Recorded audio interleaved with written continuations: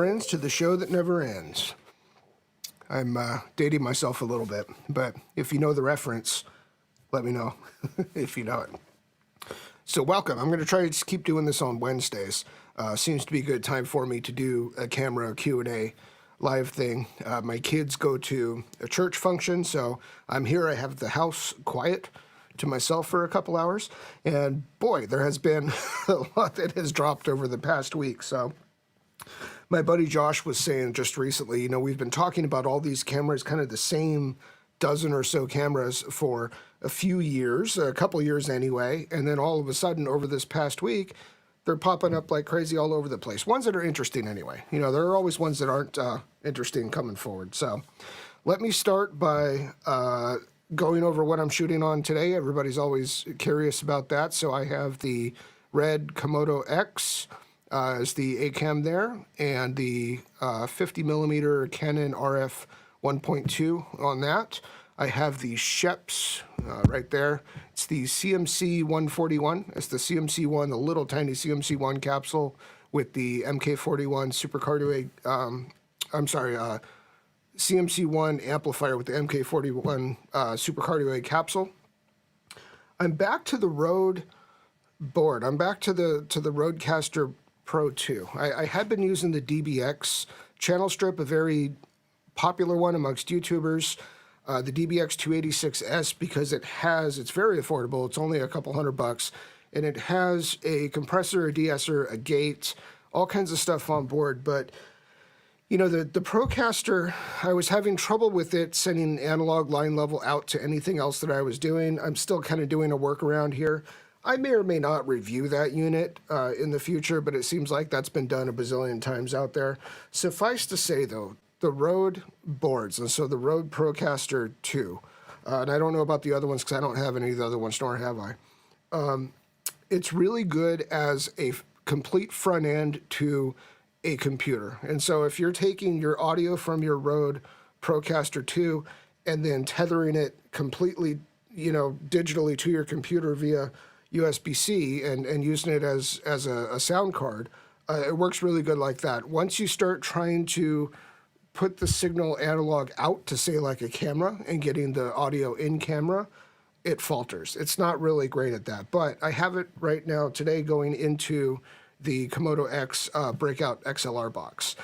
So that's what I'm running today. Now, the new things that I have in the studio now, my key light and my fill light are the Amaran F22C. Now, these things were actually on back order for quite a while.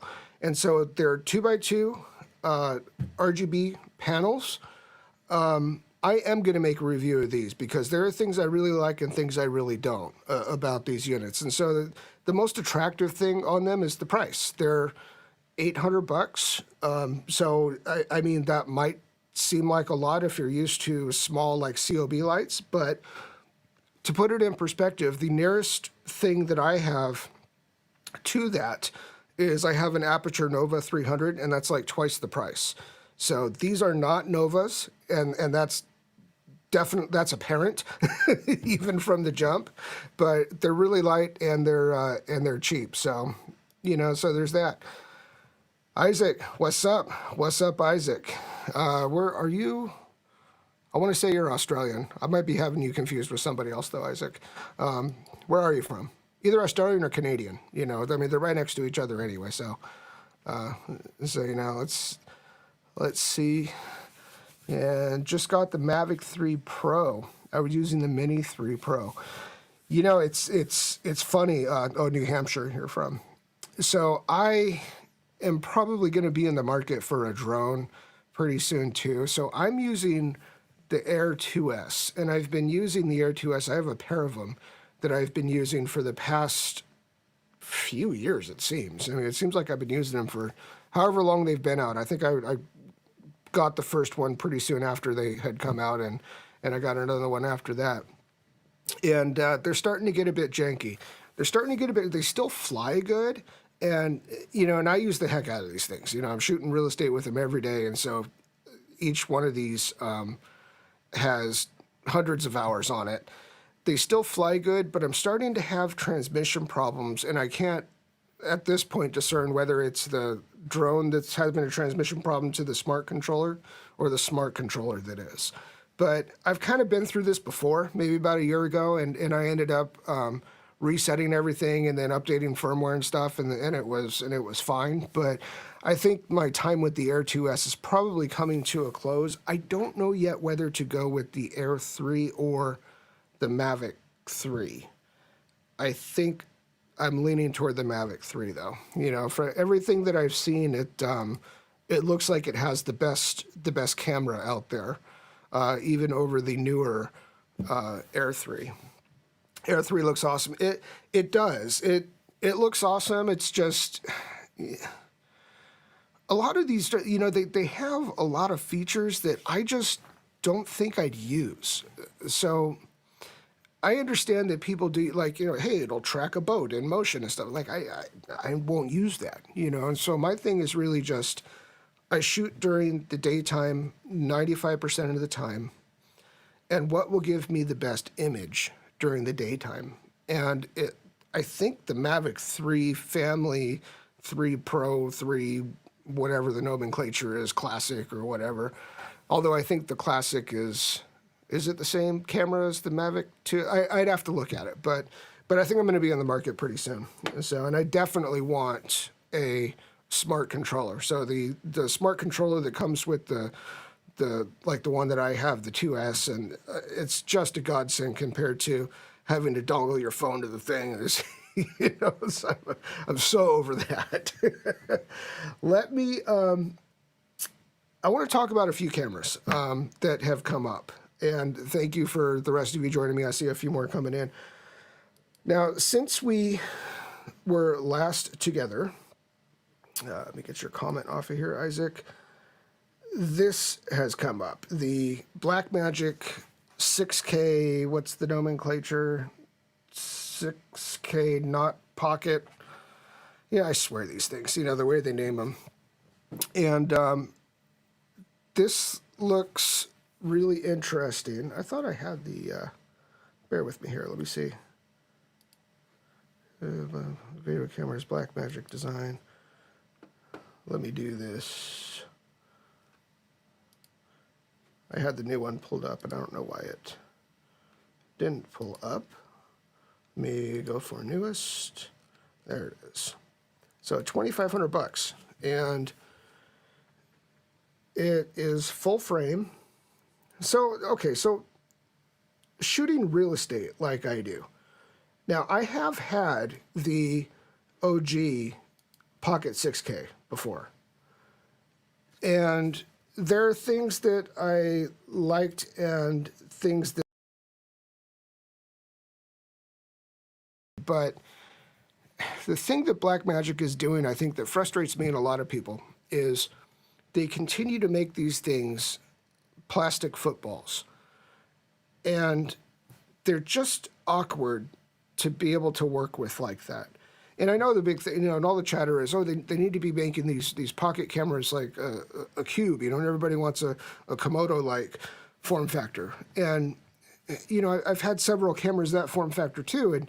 And to me, like, okay, that's not like the be-all, end-all, but it is nicer in that it doesn't stick out to the sides. And so when you're rigging it and you're distributing weight along its length, you know, which is a lot better and easier when you're trying to balance it on gimbals or even like on, you know, on fluid heads and things like that. So the only reason I think that Blackmagic continues to go to this plastic football design is so they can accommodate the screen on the back. And they're big about the screen being as big and as bright and everything as it is.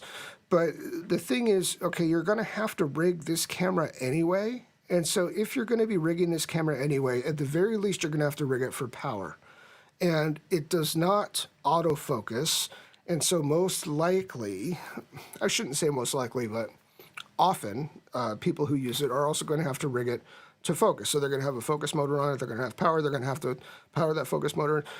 They're, you know, most likely within all of that also going to have a bigger, better monitor anyway on the thing. So I would rather the form factor be smaller because I'm going to be putting a bigger screen on the thing anyway than have now this plastic sideways football that I have to try to balance and everything to use the onboard screen, which isn't going to be as good anyway as the monitor I'm going to use. So anyway, I know I'm preaching to the choir here, but that's one of the things that I think is kind of wonky with that camera. And the other is kind of the elephant in the room.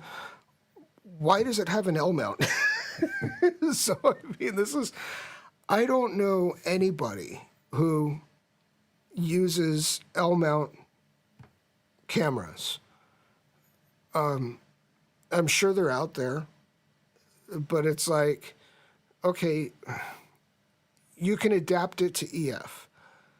And that's handy because everybody has EF lenses that I know of, I think. Everybody has a Sigma 18 and 35 anyway. That's why I call it La Cucaracha, because everybody's got one. But L mount, and the only thing that I can think of with them going with L mount for this new cinema camera is it's the cheapest one. It's the cheapest one because who knows what Canon's doing with the RF thing.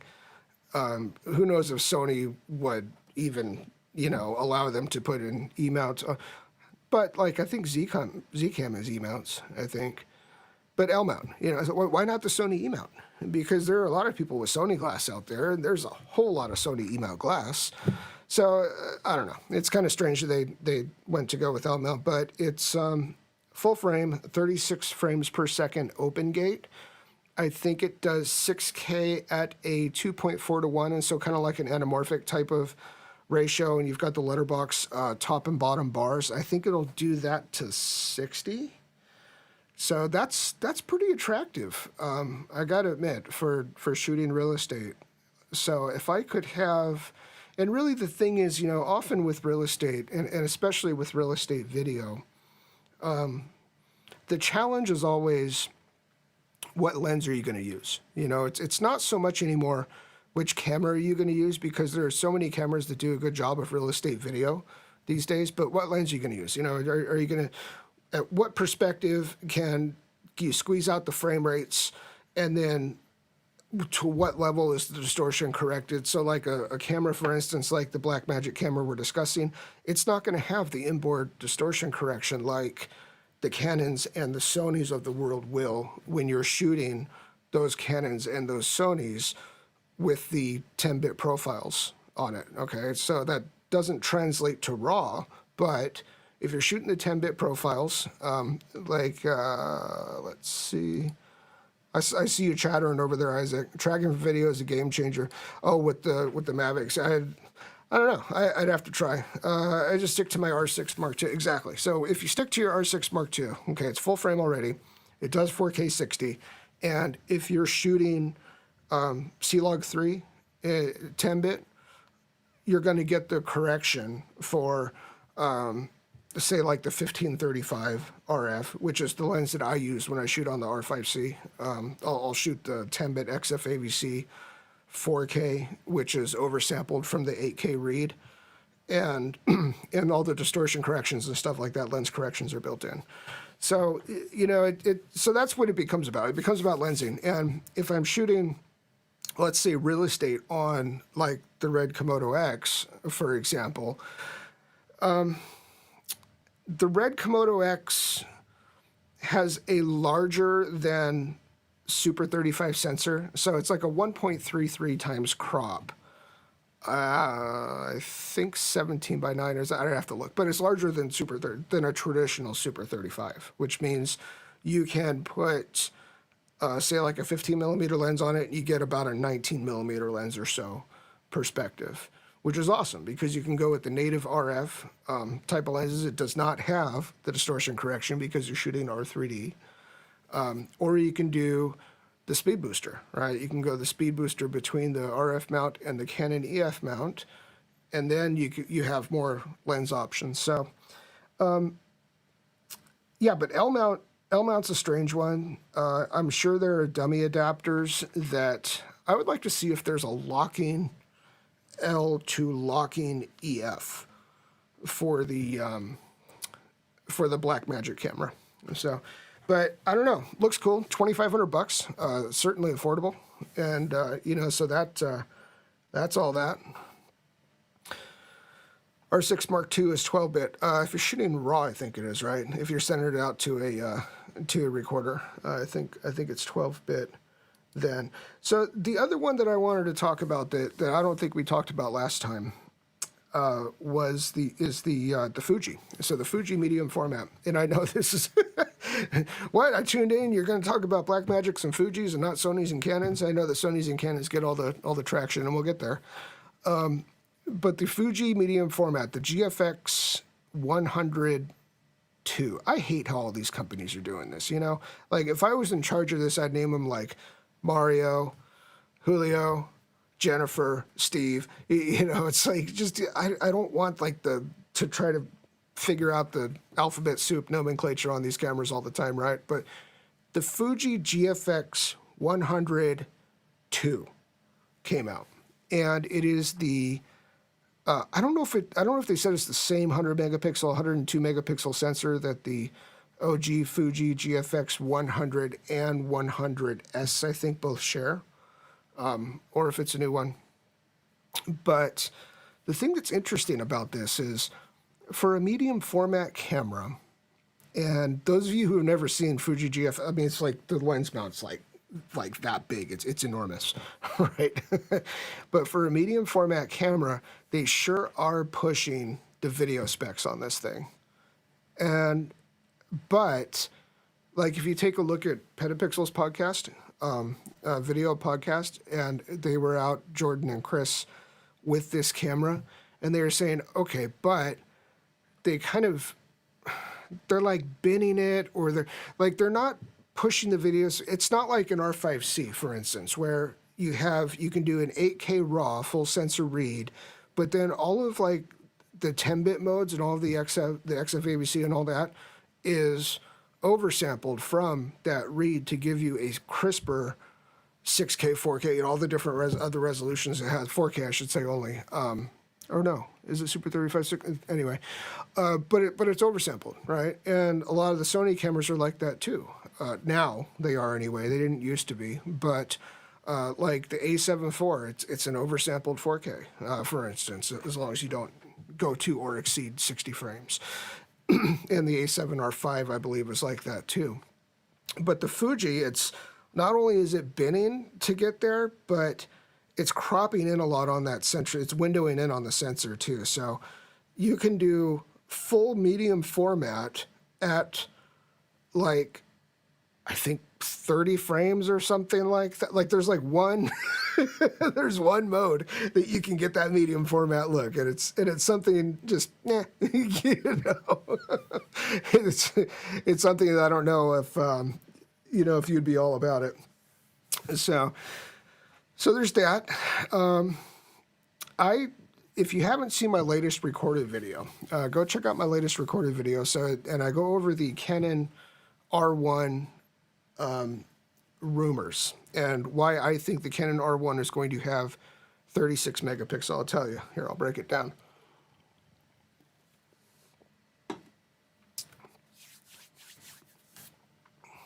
Oh, it's funny. Hey, Mike, you're a little bit late on my segue here. Okay, in addition to the 36 megapixel sensor on the Canon R1, does it also have an internal ND? Okay, so let me get into the Canon R1 and why I think it's going to be 36 megapixel, because I'm sure everybody hasn't seen that video. I just put it up yesterday. The Canon 1 series and the Canon 5 series have always been different series for Canon, and the ones have always been the more robust, more fully featured, very fast sports action type of bodies, adventure bodies. You know, if you're going to be going out backpacking somewhere, you take a 1 series body, whereas the 5 series bodies have always been higher resolution than the 1 series bodies. Perhaps not as robust, but the Canon 5 series bodies are commercial photography workhorses. So for like what I do, for interiors photography, typically the pros who are using Canon are going to use the 5 series bodies for that. They're going to use the 5 series bodies for food and product and, you know, and all these other types of wedding, you know, and all these other types of commercial photography are going to be 5 series bodies. So with the Canon R1, the most significant rumor that we have right now is actually not about the Canon R1, but it's about the Canon R5 Mark II, which is rumored to be, I think, like 61, 62 megapixels, something like that. Now, if we're being informed by history that Canon is going to have the 1 series be a lesser resolution, however, be fast and robust, like the 1 series cameras always have been, that would mean it's going to be lesser than that. So 36 megapixels, Mike. How did I get to 36 megapixels? Well, simply that is the lowest megapixel count that you can get and still produce an 8K video frame. And I know we're talking about a flagship stills camera, but nowadays, even amongst the flagship cameras from all these firms, video specs are one of the things that they get compared against each other with. And so if you have an A1 that is able to shoot 8K video and you have a Nikon Z9 that is able to shoot 8K video, the Canon R1 needs to be able to shoot 8K video. Now, the thing that makes this especially sticky for Canon is that Canon's core R1 customer, I think more than any other firm out there, maybe Nikon too, but Canon's core R1 customer is an aging professional sports photographer. And they seem to be a bit resolution averse because they're just kind of from the old school. And even though we have 5G cell networks and, you know, so they can FTP all the images out pretty much at real time, even if you're shooting like 50 megapixel Sony A1 RAWs, even, they don't with sports, you know, they're always shooting JPEGs with sports, but it'll still go out, you know, it'll go out in real time. But they're somewhat resolution averse. They don't really grasp that. A lot of them don't. They don't have the systems to be able to edit that. A lot of them don't.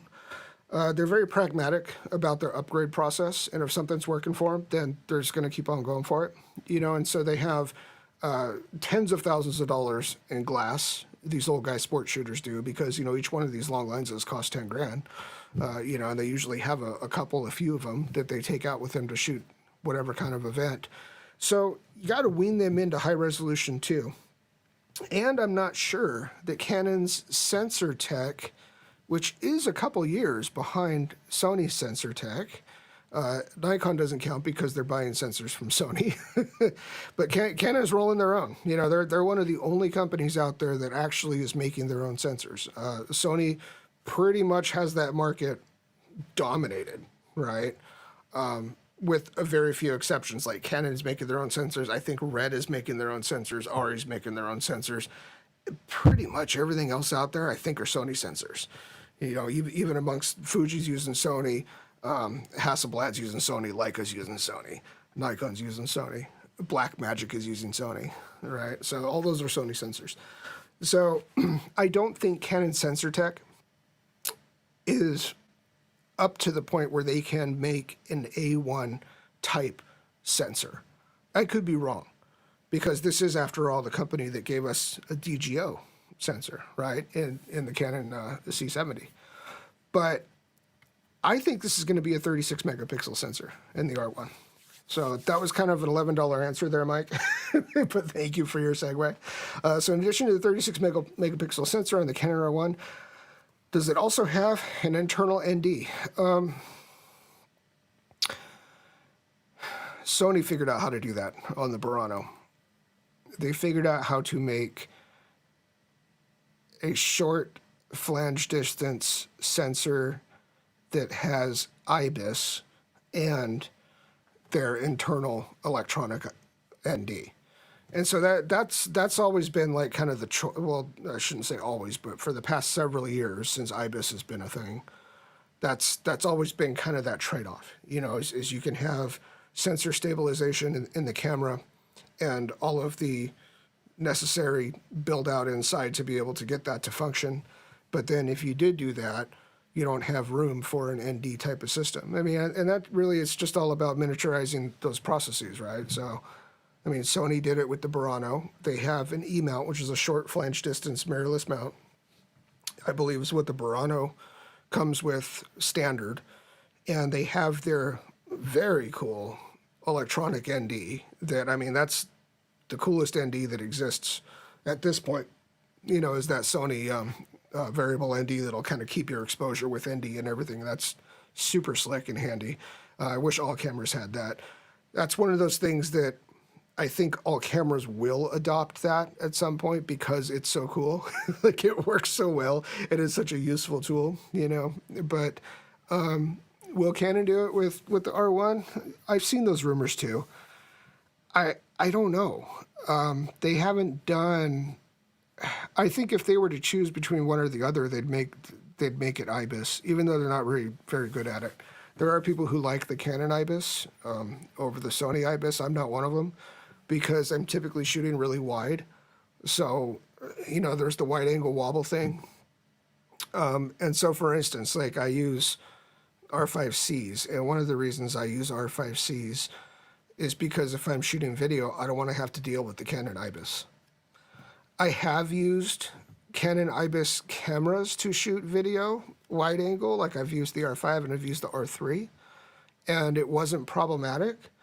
I was gimbal stabilized, I was ninja walking and Tai Chi mastering around and everything, but I would never try to vlog with it. I mean, I've seen the vlogging, you know, people wobbling around and stuff, and they can't seem to fix it. Canon can't, which is interesting because even on like their current flagship camera, like the R3, it had a firmware update maybe about a year back or so, and that's one of the things they say, oh, it's going to fix this, and it made it a little bit better. But Sony's IBIS works better. I know that's a point of contention for some people about Sony's IBIS, but you know, to me, Sony's IBIS works better. Will it have the internal ND? I don't know. I right now would guess no. So if I were to say, first off, let me say this: the R1 is the Canon camera that is going to currently get all the hype and all the traction because the R3 is not looked at as being on the same level as the A1 or the Z9. However, okay, I have a little bit different of opinion on that because now I've spent some time with the R3 and I use the R3 as my daily camera for, you know, working with it for about a month. I understand that the R3 is on that level, but the reason that most people don't give it that status is because it's half the resolution. You know, it's half the resolution of the Sony, it's half the resolution of the Nikon. So for that reason, I think the R1 is, and 1 in Canon terms is a better number than 3. You know, 1 denotes a higher end camera as far as Canon's naming nomenclature goes. So I think for that reason, everybody is still waiting for the Canon flagship. It's not the R3, it's the R1, you know, and so there's going to be a lot of hype online about what the R1 is going to be or is not going to be. However, the R5 Mark II is a much more important camera for Canon to get right. It's, using the Sony analogy, okay, is the A1 the most important Sony camera, or is the A7 IV the most important Sony camera? The A7 IV is the most important camera. You know, that's the one they have to get right, because the A7 III was such a brilliant camera, and it's the one that enabled Sony to now be where they are, competing for the top spot with Canon. The A7 III did that. The A9 didn't do that. The A9 was a $4,500 oddity when it came out. You know, it's a sports camera, and the system didn't even really have any native long glass. You know, so nobody bought the A9. But the A7 III was now the $2,000 full frame camera, where you can, for $2,000, all of a sudden be working, doing professional work, right alongside like the Canon 5D3s and 5D4s, the Nikon D, whatever they were at the time, 750 or so. I mean, you could now go mirrorless with a serious camera in the A7 III, and it's a fantastic camera, and be putting out the same quality level of work as those other cameras, and it will cost you less. And so that's the one that put Sony on the map. That's the one that they needed to follow up with in the A7 IV, and they have. You know, the A7 IV is continually a bestseller everywhere. It's a fantastic camera. You know, I miss my A7 IV more than I do the A1. actually. And the same thing translates over to Canon, right? The R5 Mark II is going to be Canon's most important camera. Canon did not have a competitive mirrorless camera until the R5 came out. And yes, they bungled that with the overheating thing. And yes, I'm not counting the EOS R or the RP. Those, they're just not, they're just not. You know, EOS R and EOS RP, they're the 5D Mark IV sensor. They have one card slot. They have some massive crop in 4K video as like 1.7 or 1.8 times. So they're just, there was that stupid touch bar. I don't know if anybody remembers all this, but they just weren't competitive, you know, whereas the Sony had no crops. It had 2 card slots. You know, I mean, it had all the right stuff, you know, to be a much more usable system. So, yeah, so to answer your question, I don't know if the R1 is going to have ND or not. Now, I think that same rumor that said the R1 is going to have a variable ND in it also talked about the R5 Mark II having a variable ND in it. And I don't think so. I really don't. And the reason I don't think so is because ND filters are typically more used by video shooters than they are still shooters. And yes, I know ND filters are still used by still shooters who want to open that aperture way up in bright sunlight and the shutter speed only goes to whatever it is. I get it. But, you know, traditionally talking about ND systems, you're looking at video shooters that are trying to maintain a shutter angle of 180 or whatever, right? And that's much more problematic in daylight than is still shooters just trying to shoot shallow depth of field, because typically these days with these cameras, especially using electronic shutters, they go up pretty high, you know. So for that reason, being that Canon does usually make a very clear distinction between their cinema line cameras and their stills line cameras, I don't think they're going to have NDs in the R5 Mark II and the R1, because they don't in the R5C. An R5C to Canon is a cinema camera. You know, that's what they call it. They call it a cinema camera. And so it's got the cinema operating system, and, you know, and we're looking at cameras that are on the very, very near horizon, the R5 Mark II and the R1. They're both, in Canon's terms, stills cameras, and so there's a couple other caveats that come with that too. You know what else they won't have? They won't have, they'll only have a histogram in video to be able to expose, and when you hit record, it'll go away. All the things that are frustrating about Canon's stills cameras shooting video, and there are several of them. Like, what's another one? When I was using the R3 that with the R3 you can't have focus peaking when you're shooting video. When the R3, you can't use focus peaking when you're manually focusing and zebras at the same time. It won't do it, and it'll tell you can't do it. So, oh, sorry, you can't do that. You know, buy a C502 or whatever, right? But it'll tell you on the screen you can't do it. I have no idea why, because one of them's for focus and one of them's for exposure, right? And both of those tools exist in the camera. The focus peaking exists and the zebras exist, but you can't do both at the same time with the R3.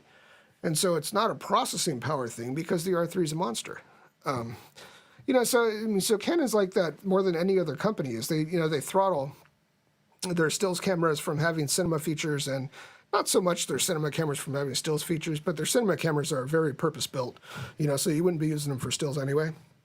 Nowadays, you know, everybody is using small mirrorless cameras for video cameras, but Canon is very, very protective of their cinema line, more so than Sony is in that regard. So Sony, like, you know, pretty much the stills cameras will do everything that their cinema cameras will do.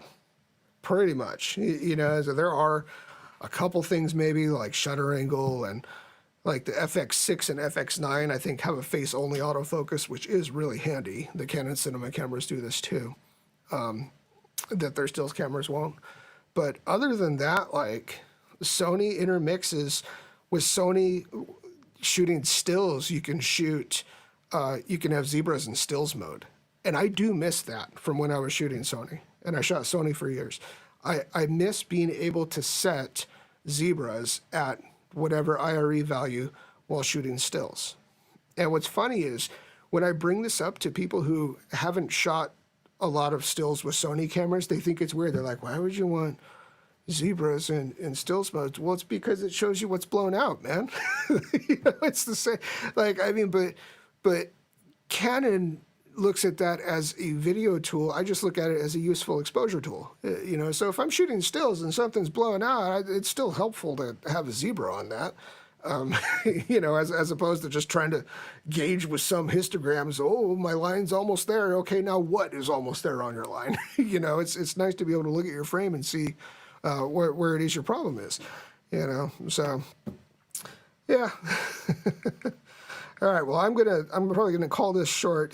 You guys, unless the chatter picks up. So Isaac, is good to see you from New Hampshire, and Mike Ransom. Yeah. So the I don't think the R1 and the R5 Mark II are gonna have NDs. So this is what I think they're okay. So let me make some predictions here before I go. I'm gonna start with the R1. R1's gonna be 36 megapixels. It's gonna be stacked. It's gonna have 2 CFXB cards in it. They're gonna get away from SD cards. Finally. They're going to get away from SD cards. And I see you down there, Flash Sync. All right, I'll get to it. Well, let me talk about Flash Sync.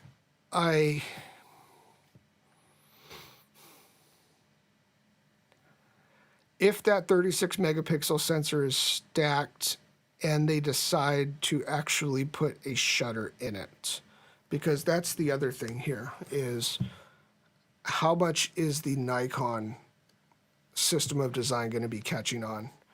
Nikon, the strangest decision with all of these cameras in the past few years is Nikon going to a shutterless system and just going to electronic shutter and Flash Sync, right? It really throttles that because you are absolutely now bound to your scan speed of your sensor. And I think the Z9's like 1/200th, Z8 and Z9. And they know that that's problematic. And if you have conversation with Nikon enthusiasts, they'll tell you it's not going to be problematic for long. And it might not be.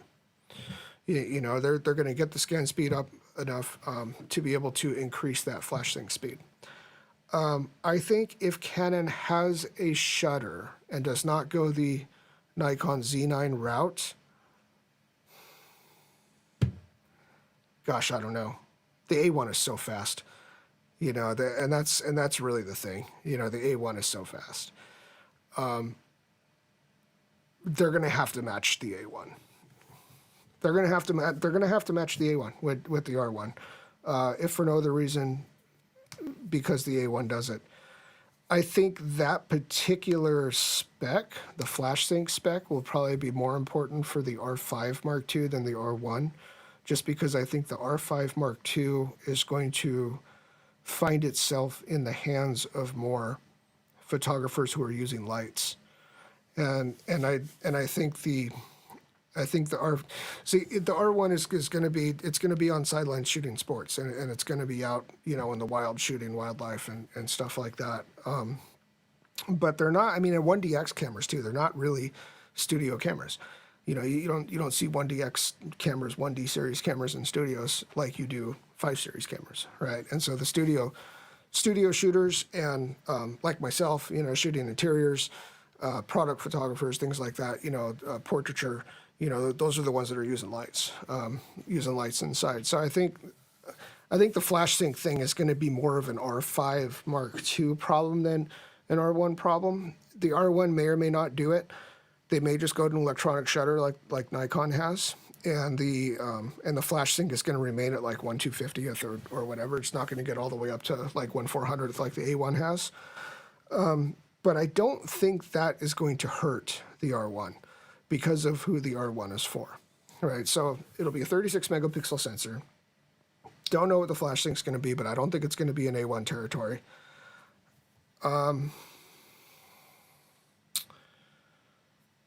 Lindsay Adler R5 Mark II. Let's see. A9 III soon. You know what? I'm not sure. Do you have any inside information on that? Because I would be very skeptical if there's another A9 camera. I really would.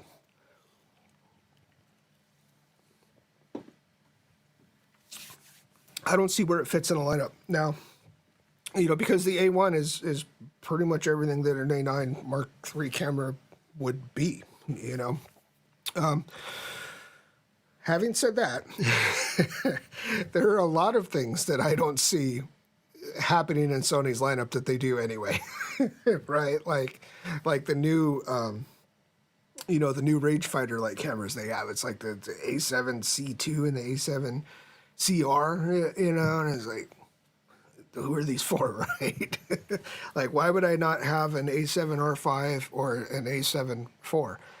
And the answer is I would. I mean, I think really anybody would, because it's not like the A7 IV and the A7R5 are like huge cameras, and the A7 are like little tiny. No, they're not. They're about the same size. You know, so it's just strange decisions there. Lindsay Adler R5 Mark II. Sony Alpha rumors. Oh, okay. I'll check it out. Yeah, I haven't seen that. So, yeah, but I am skeptical of the A9 Mark III. They might do it because Sony just does it. You know, it'll be some recycled sensor from something because they do that too. I would imagine it would probably be the A7 IV. Well, no, I take it back because the A7 IV sensor isn't stacked. It might be a new sensor, but yeah, it would have to increase the rate. I mean, and here's where Canon's at with this too, right? Like, can you have a flagship camera or even a camera that you charge many thousands of dollars for, like the R3, and have it be only 24 megapixel? Now, in Canon's case, in my experience with the R3, it feels like, and it presents like more than 24 megapixels, or like the sharpest 24 megapixels that I've ever seen out of a 24 megapixel camera. And really, I think that's because of the sharpness and punchiness and saturatedness of the RF glass. You know, the RF glass is really nice. You know, the Canon RF L series glass, which, you know, makes that sensor present a bit more detailed than, say, like, I think the last 24 megapixel camera I had was the Sony A7 III. And it definitely seems like a sharper, punchier, the R3 does, more detailed camera than the Sony A7 III, even though they're the same resolution. Could be because of the RF glass, right, on the Canon one. So, A9 equals R3, I guess what Sony thinks. Yeah, I guess... yeah, I guess Sony doesn't have an R3, but R3 is such a strange camera. It's got, the R3 has everything right except the resolution, but it's brilliant other than that. Sony doesn't have an R3 because it's weird. You know, like why does Canon have an R3? it's a weird camera. I understand now, after having spent a couple months with the R3 and using it for full-time work for about a month of that, I understand the camera now more than I did before. And I understand why it is that Canon calls it a flagship, because Canon does. They call it and the 1DX Mark III co-flagships. I understand why Canon calls it a flagship. I understand it works better, it functions better than any other Canon camera out there. It really does. The tracking works better. The whole eyeball thing, where it'll like track your eyeball for the focus point, it doesn't, it's kind of gimmicky. It doesn't really work that great. You know, you see all the But, okay, having said that, though, I understand, too, that it works better for some people than others. And so maybe after I calibrated it and then calibrated it again, it just doesn't work good for me. I don't know. You know, it worked better on somebody else's eyeball. But it'll kind of like track into the region that you want to go to, but it won't track on the object or whatever that you want to go to, not precisely. And so, like, for what I'm using it for, when I'm shooting exteriors of homes for sale, the reason this is important is because the Canon metering will always, no matter how you have the metering set in Canon cameras, whether it be you know, the average or the single point weighted or the, you know, whatever, it is always going to give more weight, noticeably more weight, to the exposure at the focus point, right? So if you have a focus point that's over on the right side of your frame, well, you're right, my right. If you have a focus point that's over on your right side of the frame, it is going to meter off of that regardless of how you have the metering set. That's just what the Canon cameras do. So if you have a particularly dynamic scene, and so you've got deep shadows, and you have bright blowing highlights, and the Canons are not as good at the Sonys up top in retaining those highlights. They just aren't. You know, you can recover more of that information on the side, even on like the A7 IV. You know, Sony's $2,000, $2,500, you know, jack of all trades camera, you can recover more highlights than on Canon's R3. You just can. So you got to dope it a little bit, right? You got to dope it by exposure compensation if you're allowing it to meter, and shoot like a stop under or something like, because it's really good at recovering shadows, right?